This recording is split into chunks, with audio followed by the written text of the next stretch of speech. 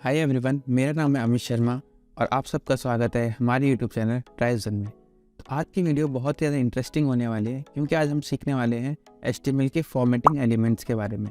Formatting elements के अंदर कुछ एलिमेंट्स ऐसे भी हैं जो डिस्प्ले पे एक जैसे ही रेंडर होते हैं, लेकिन उनमें डिफरेंस क्या होता है हम वो भी देखेंगे।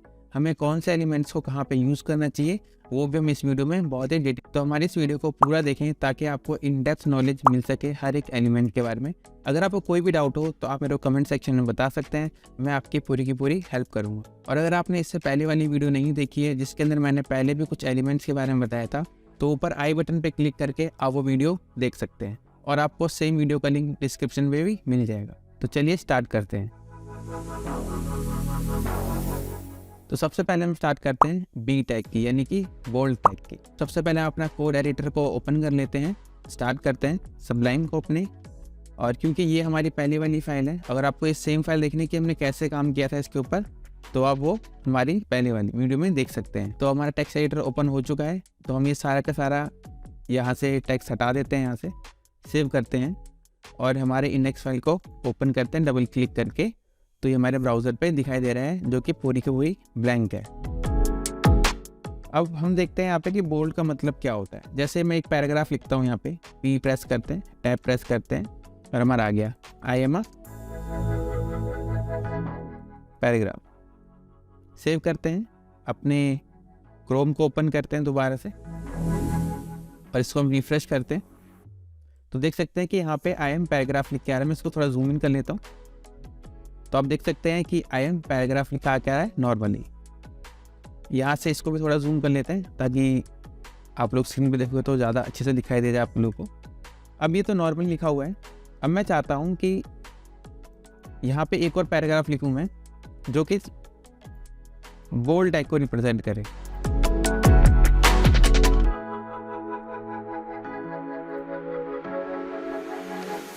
अब या तो मैं पूरे के पूरे पैराग्राफ को भी बोल्ड कर सकता हूँ, जैसे मैं यहाँ पे लिखता हूँ बी। ये बोल्ड टैग के लिए जो हमारा बी टैग यूज़ किया जाता है और यहाँ पे मैं इसको क्लोज कर देता हूँ क्योंकि मेरा जो बी टैग है वो भी एक क्लोजिंग टैग है, जैसे कि हमने पहली वाली वीडियो में देखा था। अगर आपको उसके बारे में जानना है तो आप यहाँ आई बटन पे क्लिक करके वो वीडियो देख सकते हैं और सेम वीडियो का लिंक आपको डिस्क्रिप्शन में भी मिल जाएगा। अब हमने इतना काम कर लिया, अब हम इसको यहाँ पे आते हैं और इसको कहते हैं रिफ्रेश। आप देख सकते हैं कि पूरा का पूरा पैराग्राफ था वो बोल्ड हो गया है। अब मैं एक और दोबारा से कॉपी करता हूँ पहले वाले पैराग्राफ को, यहाँ पे मैं लेता हूँ bold, I am a bold paragraph. तो मैं को चाहता हूँ कि सिर्फ जो मेरा बोल्ड है ना वही मेरा बोल्ड दिखाई दे। तो मैं क्या कहता हूँ, यहाँ पे आके बी प्रेस करूँगा और बोल्ड के बाद यानी जहाँ पे भी मेरे को उस टैग को क्लोज करना है वो मैं यहाँ पे क्लोज करूँगा जहाँ पे मेरे को करना है। तो सबसे पहले देखते हैं कि मैंने क्लोज नहीं करा, तो मैंने आपको इससे बताया कि ये एक क्लोजिंग टैग है। अगर मैं उसे क्लोज नहीं करता हूँ तो कैसे ये मिसबिहेव कर सकता है। तो हम अपने ब्राउज़र को ओपन करते हैं, यहाँ पे रिफ्रेश करते हैं, आप देखेंगे आई एम तो मेरा नॉर्मली लिखा हुआ है, लेकिन बोल्ड है जो मेरा, इसके आगे जो पैराग्राफ लिखा है वो बोल्ड हो चुका है। ऐसा क्यों हुआ है? यहाँ पे मेरा बोल्ड टैग नहीं लगा हुआ है, यहाँ से मेरा बोल्ड टैग स्टार्ट हो रहा है, कहाँ से? बोल्ड से, और ये आगे तक जा रहा है। तो इसके आगे कुछ भी लिखूंगा गाइस, ऐसे मैं यहाँ पे भी कुछ लिखता हूँ। इसको सेव करते हैं, क्रोम में जाते हैं और रिफ्रेश करते हैं तो आप देखेंगे वो भी बोल्ड आ रहा है। तो मैं इस वजह से बोलता हूँ कि जो क्लोजिंग टैग होते हैं उनको हमें क्लोज करना कंपलसरी होता है, वरना हमारा जो ब्राउज़र है उस पर जो जैसा हम करना चाहते हैं वैसा नहीं होता, मिसबिहेव करता है वो। दोबारा मैं यहाँ पे वापस आते हैं और मैं कहता हूँ कि सिर्फ बोल्ड तक मुझे रखना है, यानी बोल्ड जो मेरा वर्ड है उसी को बोल्ड करना है खाली। तो मैं यहाँ पे आता हूँ, इसको क्लोज करता हूँ और मैं यहाँ पे दोबारा क्रोम को ओपन करता हूँ, इसको करता हूँ रिफ्रेश। आप देखेंगे सिर्फ और सिर्फ जो मेरा बोल्ड वर्ड है जो मेरा वही बोल्ड हुआ है, हाईलाइट हो रहा है वो। तो मैं बोल्ड का यूज़ किस लिए कर सकता हूँ? हाईलाइट करने। ऐसे बोल्ड की तरह ही हमारा एक और टैग होता है जिसको हम बोलते हैं स्ट्रॉन्ग टैग। स्ट्रॉन्ग टैग का काम क्या होता है? जैसे बोल्ड हम यहाँ पे दिखा रहे हैं वैसा सेम टू सेम रेंडर होगा हमारा ब्राउज़र के ऊपर जो स्ट्रॉन्ग टैग होगा। जैसे कोई वर्ड है या कोई सेंटेंस है, उसको मैं चाहता हूँ कि वो उसको ज़्यादा इंपॉर्टेंस मिले। इंपॉर्टेंस का मतलब क्या होता है? क्योंकि ब्राउज़र पर तो एक जैसा दिखाई देगा, लेकिन मैं चाहता हूँ कि मेरा सर्च इंजन जो है या मैं SEO करूँ तो उसके अंदर इंपॉर्टेंस उस वर्ड को या पर्टिकुलर सेक्शन को ज़्यादा इंपॉर्टेंस मिले, तो मैं स्ट्रॉन्ग टैग का यूज़ करूँगा। तो चलिए देखते हैं प्रैक्टिकली कि क्या कह रहा हूँ मैं। तो सबसे पहले तो हम यहाँ से इसको क्लोज कर देते हैं, बंद करते हैं। मैं ये वाला पैराग्राफ को बंद करता हूँ, एक नॉर्मल वाला रखते हैं हम, और जिसमें हमने सिर्फ बोल्ड वर्ड को बोल्ड किया था उसको रखते हैं, और यहाँ पे एक थर्ड पैराग्राफ ऐड करते हैं। तो दोबारा P, और मैं यहाँ पे P को क्लोज कर देता हूँ, लिखता हूँ मैं यहाँ पे आई एम स्ट्रॉन्ग पैराग्राफ।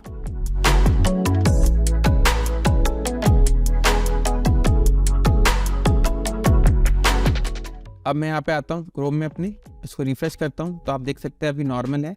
अब मैं स्ट्रॉन्ग टैग का यूज़ करने वाला हूँ। कैसे करेंगे हम यहाँ पे ग्रेटर देन लेस देन और यहाँ लिखूँ स्ट्रॉन्ग। अब क्योंकि ये भी मेरा एक क्लोजिंग टैग है तो मुझे इसको क्लोज करना कंपलसरी है, तो मैं लेस देन और स्लैश करूँगा तो ये ऑटोमेटिकली क्लोज कर देगा। जो मॉडरेटर है वो इसको ऑटोमेटिकली क्लोज कर देगा। और ये देख सकते हैं पॉपअप दोबारा आ चुका है मेरे पास, तो मैं इसको दोबारा से कैंसिल कर देता हूँ।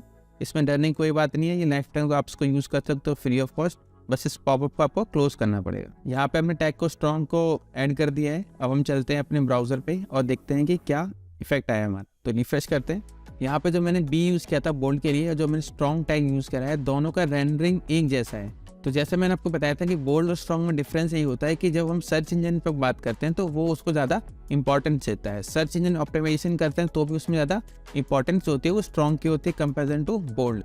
बोल्ड सिर्फ और सिर्फ रेंडरिंग के लिए यूज़ किया जाता है कि किसी वर्ड को हमें हाईलाइट करना है हमें उसको, लेकिन उसको हाई इंपॉर्टेंस नहीं मिलती है एज कम्पेयर टू स्ट्रॉन्ग। वो एक नॉर्मल टेक्स्ट होता है, बस वो थोड़ा सा बोल्ड होता है। तो इससे आगे हम चलते हैं अपने नेक्स्ट टैग की तरफ, जिसको हम बोलते हैं टैग यानी इटैलिक। तो सबसे पहले तो हम टैग्स को हटा देते हैं, सारे टैग हमने हटा दिए। एक नॉर्मल हमने टैग रखा है ताकि हम कंपैरिजन कर सकें सिर्फ उस चीज़ के लिए। हम यहाँ पे इटैलिक का यूज़ करने वाले हैं। तो पैराग्राफ लेते हैं, हम यहाँ पे लिखते हैं, हम यहाँ पे दोबारा से हमने यहाँ पे आई एम पैराग्राफ लिख दिया है। और इनमें हम ब्राउज़र पे आते हैं, रिफ्रेश करते हैं तो देख सकते हैं कि सेम टू सेम है दोनों अभी, क्योंकि मैंने कुछ भी नहीं किया है यहाँ पे। अब मैं यहाँ पे करने वाला हूँ, मैं आई का यूज़ करने वाला हूँ, अपनी इटैलिक टैग का यूज़ करने वाला हूँ। तो वो कैसे करेंगे, आई, और हम यहाँ पे इसको क्लोज करेंगे। ये भी एक क्लोजिंग टैग है तो इसको भी हमें क्लोज करना पड़ेगा। अपने ब्राउज़र में आ गए, यहाँ पे करते हैं रिफ्रेश। अब देख सकते हैं कि ये इटैलिक हो चुका है। तो यही भी हम किसी तरह एक तरीके से इम्पोर्टेंस दिखाने के लिए हम यूज़ करते हैं। किसी सेंटेंस के अंदर अगर हम कुछ अलग दिखाना चाहते हैं, हाईलाइट करना चाहते हैं, तो हम इटैलिक टैग का यूज़ करते हैं। इसको हम बोलते हैं आई टैग से। इसके बाद आता है हमारा ई एम टैग। तो हम क्या करते हैं, दोबारा जो पहले वाला पैराग्राफ है इसको कॉपी कर लेते हैं, टाइपिंग नहीं करेंगे बार बार। हम यहाँ पे हम लिखते हैं ई एम, और इसको दोबारा से हम यहाँ पे क्लोज करेंगे ई एम टैग को। ये भी क्लोजिंग टैग है। ई एम की फुल फॉर्म होती है एम्फेसाइज। हम किसी वर्ड को एम्फेसाइज करने के लिए ई एम टैग का यूज़ करते हैं। ये भी वैसे ही जैसे इटैलिक टैग है वैसे ही एम्फेसाइज टैग है, बट इसकी भी प्रायोरिटी ज़्यादा होती है। जब हम किसी चीज़ को इंपॉर्टेंस देना चाहते हैं तो हम एम्फेसाइज टैग का यूज़ करते हैं। तो ब्राउज़र में आते हैं और यहाँ पे करते हैं रिफ्रेश, तो आप देखेंगे बिल्कुल सेम टू सेम, कोई डिफरेंस नहीं है। तो गाइज ये कन्फ्यूज़न रहती है हमारे बोल्ड टैग और स्ट्रॉन्ग टैग में, इटैलिक टैग में और एम्फेसाइज टैग में। तो ये कन्फ्यूज़न मैं क्लियर करना चाहता हूँ आपका कि ये सिर्फ और सिर्फ सर्च इंजन ऑप्टिमाइजेशन और हमारे जो सर्च इंजन्स होते हैं उस पर इम्पोर्टेंस बढ़ाने के लिए किसी सेंटेंस की या फिर वर्ड की बोल्ड की जगह स्ट्रॉन्ग को और इटैलिक की जगह एम्फेसाइज टैग को यूज़ किया जाता है। वैसे आप यही काम जो है बोल्ड वाला और जो हमारा इटैलिक वाला है वो आप CSS से भी कर सकते। तो हम चलते हैं अपने नेक्स्ट टैग की तरफ, जिसका नाम है मार्क टैग। अब आपने जैसे बुक वगैरह हम पढ़ते तो हम हाइलाइटर का यूज़ करते थे, जहाँ पे हम हाइलाइटर से किसी वर्ड को या फिर किसी सेंटेंस को हाईलाइट कर देते हैं ताकि हमें ईजिली पता चल सके कि अच्छा ये इंपॉर्टेंट पॉइंट है मेरा। ऐसे HTML के अंदर भी एक हमारा टैग होता है जिसको हम बोलते हैं मार्क टैग। एक बार चेक कर लेते हैं कैसे काम करता है हमारा मार्क टैग। तो मैं यहाँ से ये दोनों हटाने वाला हूँ दोबारा, और इस पैराग्राफ टैग को मैं कॉपी करता हूँ। अब मैं यहाँ पे पैराग्राफ को मैं मार्क टैग के अंदर डालने वाला हूँ ताकि हम देख सकें कि पैराग्राफ में क्या डिफरेंस आता है। तो मैं यहाँ पे लिखता हूँ मार्क, और यहाँ पे मैं इसको बंद कर दूंगा क्योंकि ये भी मेरा एक क्लोजिंग टैग है। अपने ब्राउज़र पे आते हैं और यहाँ पे हम रिफ्रेश करते हैं तो हम यहाँ पे देख सकते हैं कि आई एम पैराग्राफ आ गया है और ये येलो कलर से हाईलाइट हो गया, जैसे हम हाईलाइटर का यूज़ करते हैं एज इट इज़। अगर मैं इसके बाद कुछ लिखता हूँ तो यहाँ पे मैं कुछ और लिखता हूँ, जिसे मैं लिखता हूँ रीड मी। अब मैं आता हूँ ब्राउज़र में, रिफ्रेश करता हूँ तो देखेंगे ये रीड मी नॉर्मली लिखा आ रहा है हमारा, जैसे बाकी पैराग्राफ या बाकी टेक्स्ट लिखा आ रहा है वैसे ही। लेकिन पैराग्राफ क्योंकि मार्क टैग के अंदर इस वजह से वो हाईलाइट होके आ रहा है। हमारा नेक्स्ट टैग है स्मॉल टैग। और स्मॉल टैग का मतलब क्या होता है, जैसे मेरा नॉर्मल टेक्स्ट लिखा आ रहा है, मैं चाहता हूँ कि कुछ एक पोर्शन जो है मेरा वो थोड़ा छोटा लिखा हुआ है, तो मैं स्मॉल टैग का यूज़ करूँगा। जैसे कि रीड मी में चाहता हूँ कि जो मेरा बाकी टेक्स्ट लिखा रहा है उससे थोड़ा छोटा है, तो मैं क्या करूँगा, यहाँ पे लिखूँगा small. Less than and greater than का टैग लगाऊंगा और यहाँ स्मॉल लिखूँगा। सेम काम मैं यहाँ पे क्लोज करूँगा, क्योंकि ये भी क्लोजिंग टैग है, अगर मैं इसको क्लोज नहीं करूँगा तो ये भी मिसबिहेव करेगा डिस्प्ले के ऊपर। तो दोबारा हम अपने ब्राउज़र में जाते हैं, यहाँ पे करते हैं रिफ्रेश। आप देखोगे बाकियों से छोटा हो गया है, यहाँ से ये छोटा हो गया, जबकि हमने कोई भी फॉन्ट साइज रिड्यूस नहीं करा है। तो ये स्मॉल टैग का काम, अगर हमें किसी भी वर्ड को या सेंटेंस को या पैराग्राफ को भी हमें छोटा करना है टेक्स्ट में थोड़ा सा, ताकि वो बाकियों से हट के दिखाई दे, तो हम स्मॉल टैग का यूज़ कर सकते हैं। उसके बाद जो हमारा नेक्स्ट टैग आता है वो है डिलीट टैग। डिलीट टैग का मतलब क्या है, अब देखते हैं। जैसे कि मैंने लिखा हुआ है आई एम पैराग्राफ, ये मैंने हाईलाइट कर दिया। मैं चाहता हूँ कि ये ना ऐसा दिखाई दे कि डिलीट है, कटा हुआ है, ये भी छोड़ देते हैं हम। हमें एग्जाम्पल प्राइस की बात करें, ऐसा हमने कहीं देखा है प्राइस की इतना डिस्काउंट चल रहा है, उसमें क्या होता है कि 200 रुपये का सामान जो है 100 रुपये में मिल रहा है, तो वहाँ पे कट का निशान लगा होता है, लाइन होती है बीच में, और फिर लिखा आता है कि इतने रुपए का मिल रहा है। तो अगर हमें वैसा कोई इफेक्ट लाना है तो हम क्या करेंगे, तो जैसे मैं यहाँ पे आता हूँ, पैराग्राफ लिखता हूँ, मैं यहाँ पे लिखता हूँ कि 200 रुपये का, रुपीस 200 का जो माल था हमारा वो आपको मिल रहा है। एक स्पेस देते हैं हम यहाँ पे और लिखते हैं 100 का। तो 200 रुपये का सामान है, रुपीस लगा देते हैं आगे। 200 रुपये का सामान है, वो 100 रुपये में मिलना है हमें। यहाँ पे हम इस तरीके से लिख देते हैं ओनली वाला, सेव करते हैं, अपने ब्राउज़र पे चलते हैं, यहाँ करते हैं रिफ्रेश। अब देखेंगे दोनों सेम दिखाई दे रहे हैं। अब मुझे चाहता हूँ कि ये मेरा क्रॉस हो जाए, तो पता चलेगा कि ये मेरा इतने रुपए में मिल रहा है। मैं दोबारा कोरेटर में आता हूँ, अपने यहाँ आता हूँ, यहाँ लिखता हूँ डिलीट। डिलीट के लिए टैग क्या है, DEL, डेल। अब मैं यहाँ पे आता हूँ, यहाँ करता हूँ इसको क्लोज हो गया मेरा। दोबारा ब्राउज़र में चलते हैं, यहाँ पे आके रिफ्रेश करते हैं, तो देखिए ये हमारा क्रॉस हो गया यहाँ से बीच में से, यानी कि 200 रुपये का सामान अब मिल रहा है 100 रुपये में। लूट लो, कुछ इस तरह वाली फीलिंग आपको आएगी, ठीक है। तो ये हमारा डिलीट टैग। लेकिन अब मैं दिखाना चाहता हूँ कि नेक्स्ट टैग में क्या है कि इंसर्ट, मैंने इंसर्ट किया है, तो वहाँ पे हम क्या करते हैं, यहाँ पे मैं कहता हूँ कि 200 रुपये हट गए यहाँ पे, यहाँ मैं कहता हूँ सेल, मैं कहता हूँ सेल इज लाइव, इस तरीके से सेव करते हैं। दोबारा चलते हैं ब्राउज़र में और करते हैं रिफ्रेश। अब सेल इज लाइव आ गया। मैं चाहता हूँ जो मेरा लाइव लिखा हुआ है ना, ये इंसर्ट दिखाई दे कि इंसर्ट है, नया टैग आया है हमारा, कुछ नया इंसर्ट किया हमने यहाँ पे। तो मैं यहाँ पे क्या करूँगा,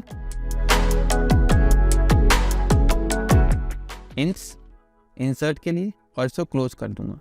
अब हम दोबारा चलेंगे अपने ब्राउज़र में और यहाँ करते हैं रिफ्रेश। अब देखेंगे नीचे एक लाइन आ गई है, यानी इंसर्ट की तरह अंडरलाइन कर देता है उसको नीचे से, ताकि वो इंसर्ट हो जाए। जैसे हम वर्ड में, MS वर्ड के अंदर या किसी नोटपैड में किसी में चेक करते हैं, तो वहाँ पे क्या तो अंडरलाइन का ऑप्शन आता है, वही काम करता है हमारा ये HTML के अंदर जो मेरा इंसर्ट टैग है। अब हमने प्राइस की बात कर ली, सेल की बात कर ली, तो अब हम बात करते हैं फॉर्मूलाज। यानी कि जैसे अगर मेरे को लिखना है H2O लिखना है साइंस की फॉर्म में, या मेरे को लिखना है x⁻² या a+b का होल स्क्वायर लिखना है मेरे को, तो वो कैसे लिखूँगा मैं, तो वो हम देखते हैं। चलते हैं अपने कोरेटर के अंदर, ये सब कुछ मैं डिलीट कर देता हूँ। अब मैं यहाँ पे लिखने की कोशिश करता हूँ, पैराग्राफ में यहाँ पे टैग के अंदर लिखता हूँ मैं यहाँ पे लिखता हूँ H2O, यहाँ पे लिखा हमने, और हम गए यहाँ पे रिफ्रेश करने। तो भैया ये तो H2O आ रहा है, H2O तो लिख ही नहीं रहा है हमारा। तो हम कैसे करेंगे कि ये 2 है हमारा, वो नीचे चला जाए वो। तो ये 2 तरीके हैं, इसको हम CSS से कर सकते हैं कॉम्प्लिकेटेड बना के, और यहाँ पे हम कर सकते हैं बहुत इजी तरीके से HTML के टैग्स को यूज़ करके। तो चलते हैं हम, यहाँ पे करना है सबस्क्रिप्ट, तो SUB आपको सब लिखना है, ठीक है। और जहाँ पे 2 है हमारा, यहाँ पे हम इसको क्लोज करेंगे, सॉरी O, यहाँ पे मैं O लिखना था। ब्राउज़र में आएंगे और ये हमारा बैम H2O लिख गया है हमारा यहाँ पे। और हम केमिस्ट्री जान चुके हैं, H2O हमारा पानी के लिए होता है। तो अब हमें क्या करना है, a+b का होल स्क्वायर लिखना है। तो वो कैसे लिखेंगे, तो वो लिखने के लिए हम दोबारा सेम से करते हैं, पैराग्राफ लिखते हैं हम यहाँ से, यहाँ पे हम लिखना है, ब्रैकेट स्टार्ट करेंगे a प्लस b और होल स्क्वायर, लिखने के लिए 2 होता है हमारा। तो मैं दोबारा चलता हूँ अपने ब्राउज़र में, इसको करता हूँ रिफ्रेश, लेकिन ये दोबारा से H2O के जैसा हो गया। पहले ये साथ में आ रहा था, नीचे चला गया, लेकिन मेरा ये 2 है, ये साथ में ही है। मैं चाहता हूँ ये ऊपर चला जाए, अच्छा a प्लस b क्या होल स्क्वायर। तो वो कैसे करूँगा मैं? तो यहाँ पे आता हूँ, तो जैसे मेरे सब था यानी सबस्क्रिप्ट नीचे के लिए, ऐसे होता है सुपर स्क्रिप्ट यानी ऊपर के लिए। तो क्या होता है, SUB लिखा था, हम लिखेंगे SUP लिखेंगे। अब यहाँ पे आते हैं, यहाँ पे हम इसको क्लोज करेंगे, SUP सेव करते हैं, आते हैं दोबारा से ब्राउज़र में ही, इसको करते हैं रिफ्रेश बैक। तो ये हमारा a प्लस बी का होल स्क्वायर हो चुका है। वैसे अगर आपको इसका फॉर्मूला पता है आगे का कि a प्लस बी का होल स्क्वायर क्या होता है, तो नीचे कमेंट में बताना ताकि मैं भी जान सकूँ। तो हमारा नेक्स्ट स्टेप का नाम है ब्लॉक कोड। ये थोड़ा HTML5 में आया है। ब्लॉक कोड जो हमारा है ये थोड़ा अलग तरीके का टैग है। इसमें क्या होता है कि जब हम किसी दूसरी वेबसाइट से, किसी ऑथर से कोई ब्लॉग लिखने चाहते हैं, वहाँ से कोट वगैरह लिखना चाहते हैं हम, तो वहाँ से हम कॉपी करके ले आते हैं और अपनी वेबसाइट पे लगा लेते हैं। तो वो एड्रेस वहाँ से हम ला के यहाँ लगा सकते हैं कि भाई ये कोड जो है ये हमने यहाँ से लिख कर आए थे, ये यहाँ का लिखा हुआ है। वो थोड़ा सा अलग से स्टाइल कर देता है, पेज के ऊपर इंडेंट कर देता है। ये जैसे वर्ड में हम यूज़ करते हैं उसी तरीके से। प्रैक्टिकली बताता हूँ, आपको थोड़ा समझ में आएगा। मैं यहाँ पे आता हूँ और वेबसाइट पे चलते हैं। तो हम यहाँ पे कुछ सर्च कर लेते हैं, जैसे कि HTML सर्च कर लेते हैं। तो यहाँ पे आते हैं व्हाट इज़ HTML, यहाँ से मैं इसको कॉपी कर लेता हूँ। अब मैं आता हूँ अपने कोड एडिटर के अंदर, यहाँ पे लिखता हूँ पैराग्राफ टैग, यहाँ पे मैं इसको पेस्ट कर देता हूँ, इसको कर देते हैं सेव। अब हम ब्राउज़र में आते हैं, यहाँ करते हैं अपने इसको रिफ्रेश, और मैं कहता हूँ ये वाला जो टैग है मैं लाया हूँ यहाँ से, इसको कॉपी कर लूँगा। कोड एडिटर में आते हैं, यहाँ मैं लिखता हूँ ब्लॉक कोड। तो मैं क्या करूँगा, यहाँ पे लिखूँगा ब्लॉक कोड, और ये क्लोजिंग टैग है तो मैं इसको क्लोज भी करूँगा। यहाँ से ब्लॉक कोड को सेव करता हूँ, यहाँ पे आते हैं और यहाँ पे मैं करता हूँ इसको रिफ्रेश। अब आप देखो कि थोड़ा सा अलग हो गया, मतलब पहले ये यहाँ से स्टार्ट हो रहा था ना, अब ये यहाँ से स्टार्ट हो रहा है हमारा। तो ये ब्लॉक कोड होता है हमारा, ये इसका पार्ट इस तरीके से। मैं ये भी बताना चाहता हूँ कि ये कहाँ से लेकर आया हूँ मैं। तो उसके लिए मैं क्या करूँगा, यहाँ पे सिटी का यूज़ करूँगा। सिटी एट्रीब्यूट है हमारा यहाँ पे, और यहाँ पे मैं वो URL पेस्ट कर दूँगा। ये भी सर्च इंजन ऑप्टिमाइजेशन के लिए ही है, ताकि पता चले कि ये क्या चीज़ कहाँ से आई थी, एड्रेस वगैरह। तो उस चीज़ के लिए हम यूज़ करते हैं यहाँ पे सिटी। ऐसा आप ब्राउज़र में आके देखोगे तो आपको कोई भी डिफरेंस नहीं दिखाई देगा यहाँ पे। ये सिर्फ हमारे सर्च इंजन्स के लिए होता है। नेक्स्ट टैग की तरफ चलते हैं, जिसका नाम है एब्रिविएशन टैग। अब एब्रिविएशन क्या होता है, जैसे हम कहते हैं CSS, तो CSS किसी शॉर्ट फॉर्म है कास्केड स्टाइल शीट की, HTML किसी फॉर्म है हाइपरटेक्स्ट मार्कअप लैंग्वेज की। तो उनकी एब्रिविएशन होती है कि उसकी फुल फॉर्म बताने के लिए हम एब्रिविएशन टैग का यूज़ करते हैं। वो कैसे, जैसे हम HTML लिख रहे हैं यहाँ से, तो अब हम क्या कहते हैं, जो HTML है ना उसकी फुल फॉर्म बतानी है हमें, कि भाई HTML की एक फुल फॉर्म भी होती है और जो वहीं पे देख सकते हैं, लेकिन मैं चाहता नहीं कि मेरे पेज पे कहीं रेंडर हो वो, तो मैं एब्रिविएशन टैग का यूज़ करूँगा। इससे मैं यहाँ पे लिखता हूँ ABBR, और यहाँ पे आऊँगा मैं इसको क्लोज करूँगा ABBR, एब्रिविएशन की शॉर्ट, और टैग का नाम है मेरा ABBR, और मैं यहाँ पे करता हूँ रिफ्रेश। अब देखो कोई भी डिफरेंस नहीं आ रहा है, क्यों? क्योंकि हमने इसके लिए एट्रीब्यूट नहीं लिखा है। तो ये तो हमारा टैग था, अब इसका एट्रीब्यूट लिखना है। तो लिखूँगा मैं यहाँ पे टाइटल, और यहाँ पे करता हूँ मैं यहाँ पे, और मैं यहाँ पे इसकी फुल फॉर्म लिखता हूँ। तो अब हम चलते हैं अपने ब्राउज़र पे और यहाँ करते हैं हम इसको रिफ्रेश। अब आप देखोगे यहाँ नीचे डॉट डॉट लाइन्स आ गई हैं कुछ, और मैं माउस लेके जाऊँगा तो मेरे को उसका नाम लिख के दे रहा है हाइपरटेक्स्ट मार्कअप लैंग्वेज। तो इस तरीके से हम एब्रिविएशंस का यूज़ करते हैं। मैं जूम आउट कर लेता हूँ थोड़ा सा, ताकि अच्छे से व्यू आ जाए हमारे पास। ये देख सकते हैं आप, हाइपरटेक्स्ट मार्कअप लैंग्वेज आ रहा है लिखा हुआ, और इसके नीचे एक लाइन आ रही है डॉट डॉट। ये बताती है कि ये एक एब्रिविएशन है। इस पर माउस लेके जाएंगे तो आपको इसकी फुल फॉर्म पता चल जाएगी। तो हम नेक्स्ट टैग की तरफ चलते हैं, जिसका नाम है एड्रेस टैग। जैसे कि टैग से ही पता चल रहा है कि उसका नाम एड्रेस है, तो हम वहाँ पे एड्रेस के बारे में बताएंगे। वहाँ फ़ोन नंबर हो सकता है, एड्रेस ईमेल आईडी हो सकती है, और किसी के घर का एड्रेस भी हो सकता है। तो हम एड्रेस टैग के अंदर लिखते हैं। वो थोड़ा सा अलग तरीके से स्टाइल कर देता है HTML, उसको इटैलिक में दिखाता है, और प्लस ऊपर और नीचे जो होता है वो स्पेस दे देता है। वहाँ पे वो लाइन ब्रेक जिसको हम बोलते हैं, लाइन ब्रेक देता है। तो मैं यहाँ पे लिखता हूँ एड्रेस,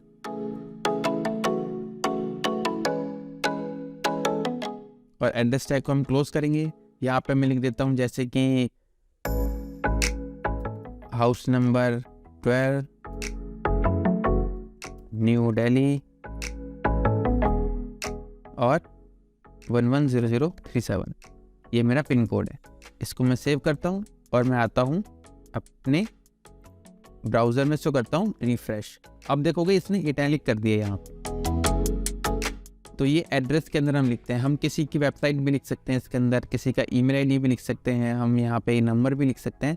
तो वो सारी चीज़ें हम यहाँ पे लिखते हैं एड्रेस टैग के अंदर। तो ये क्या होता है कि जो हमारे सर्च इंजन होता है उसको इजीली कैच कर लेता है कि ये एड्रेस है। तो गूगल पे कोई सर्च करेगा तो आपका एड्रेस वहाँ पे आ सकता है। अब हम नेक्स्ट टैग की तरफ चलते हैं अपने, जिसका नाम है हमारा सिटी। सिटी टैग थोड़ा सा कंफ्यूजिंग हो सकता है आपको कि सिटी टैग है तो हम वहाँ पे सिर्फ सिटी लिख सकते हैं, ऐसा नहीं है। आप किसी बुक का नाम, किसी का टाइटल, किसी मूवी का नाम भी वहाँ पे ऐड कर सकते हैं, बट वहाँ पे किसी पर्सन का नाम आप नहीं ऐड कर सकते। मतलब लिखने को आप कुछ भी लिख सकते हो, बट वो एक्सेप्शनल केस है और वहाँ पे वो गूगल उसको रिकॉग्नाइज नहीं। तो हमारा नेक्स्ट टैग है सिटी, उसको हम देखते हैं, यहाँ पे लिखते हैं सिटी।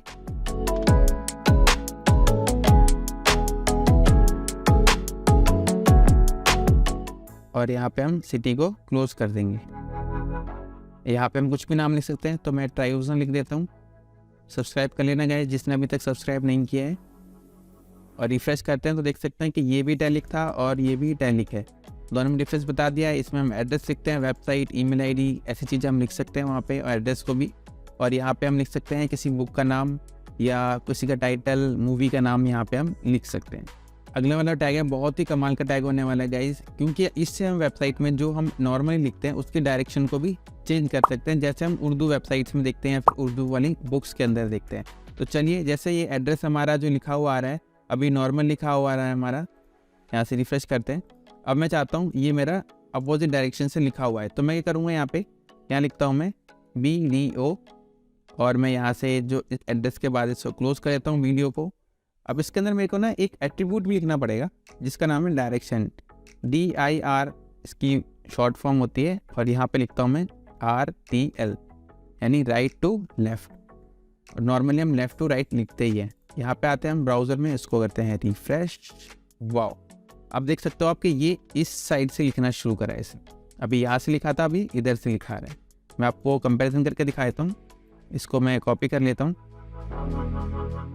और Ctrl Z करते हैं दोबारा से, ताकि हम पहले वाले जगह पहुँच जाएँ। और इसके जस्ट नीचे मैं यहाँ पे पेस्ट कर देता हूँ अपना दूसरा वाला, और चलते हैं अपने ब्राउज़र में, इसको रिफ़्रेश करते हैं। तो आप देख सकते हैं ये नॉर्मली हमारे जो लिख रहे थे हम, और ये हमने इसकी डायरेक्शन चेंज कर दी है, RTL कर दी हमने, राइट टू लेफ्ट कर दी। So thank you so much guys, I hope आपको बहुत कुछ समझ में आया होगा और आपको सारे डाउट्स यहाँ पे क्लियर हो गए होंगे। नए नए टैग्स आपको सीखने को मिले होंगे और उन्हें कहाँ पे और कैसे यूज़ करना है वो भी आपको समझ में आ गया होगा। तो अगर आपको ये वीडियो अच्छी लगी हो तो इस वीडियो को लाइक करें, अपने फ्रेंड्स और फैमिली के साथ भी शेयर करें, ताकि वो लोग भी कुछ नई नई चीज़ों को सीख सकें। और हमारे यूट्यूब चैनल को भी जरूर सब्सक्राइब कर लें, क्योंकि ऐसी इंटरेस्टिंग वीडियो हमारे यूट्यूब चैनल पर आती रहती है। तो thank you so much guys, मिलते हैं नेक्स्ट वीडियो में। तब तक के लिए देखते रहिए, सीखते रहिए ट्राइबूजन के साथ।